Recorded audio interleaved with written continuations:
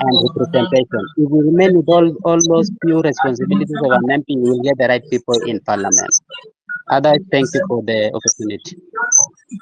Thank you very much, Beth, for your sentiments. Peter Evans. Peter Evans Onyango.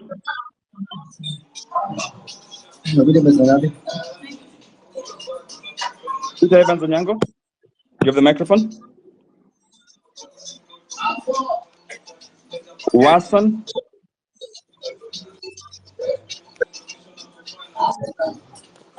Watson. Watson, can you hear me?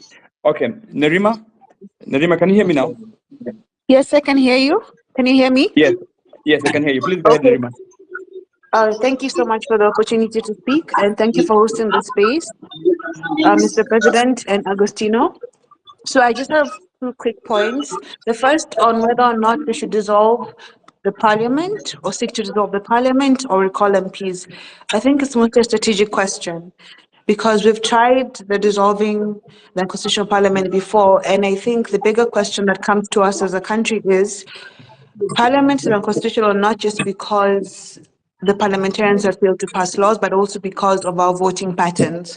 People will not vote towards a two-thirds gender rule naturally, and that requires a lot more work to be done within our constituencies and within our country to move towards formal equality for women and for other minorities such as persons with disability. So that's a much larger question. I think strategically today what we need to consider is we have a very immediate failure by parliamentarians to respect the will of the people. And I think individual recallings will communicate that failure such that when we go back to the ballot box of by-elections, we have people who are more understanding of their immediate obligation. I think an overall dissolution will not get us to that understanding that the need to have is that you work for the people, you must answer to the people at every given step in time.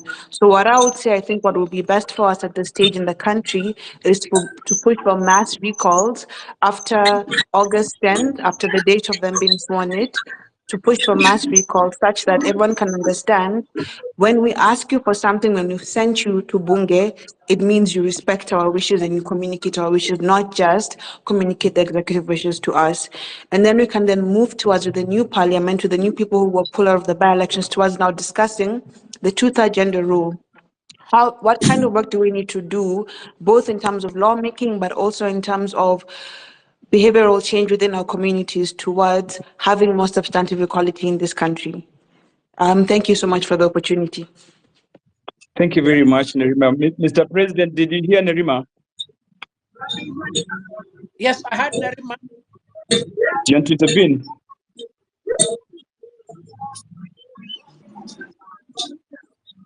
Let me agree with her, but still emphasize first things first.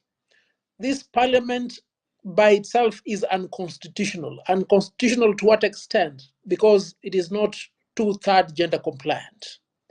Yes, the question of two-thirds gender compliance may be one that will take a longer period of time to attain, but the intention of the constitution was that it must be attained. No wonder, therefore, in the advisory by CJ Maraga, said this advisory, without quoting him verbatim, will apply in perpetuity until that goal is attained. And just to close, the reason as to why we are putting forth this proposition to the people of Kenya is this. It is the only available lawful and constitutional means of recalling parliament. You've seen the cabinet can be dismissed. It has been done. Several people that you've asked must go home are going home in numbers. So for you to continue with that momentum, you may need to voice your concern to this available avenue. Thank you very much, Mr. President. And of course, Nerima, just like the President says, is that we are not trying to reinvent the wheel. This parliament has been declared unconstitutional in perpetuity.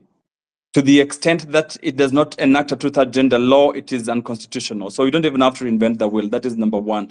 But to the second question that you say, which is a more robust question, is that there needs to be in place legislation to help us realize the two-third gender rule. That, you know, whether it's amending the constitution, whether there's a legislation in place, the two-third gender rule needs to be legislatively enabled so that it cannot be aspirational, but you must put either an election process or a process that helps us get to the two-third gender principle.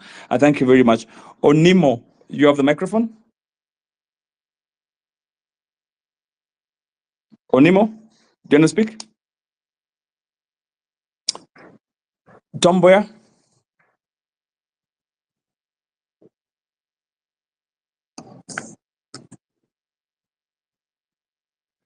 Tomboya, you have the microphone.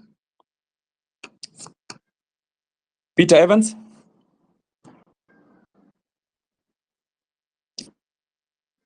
Peter Evans, you speak? Gen Z. Gen Z Kingpin, you have the microphone.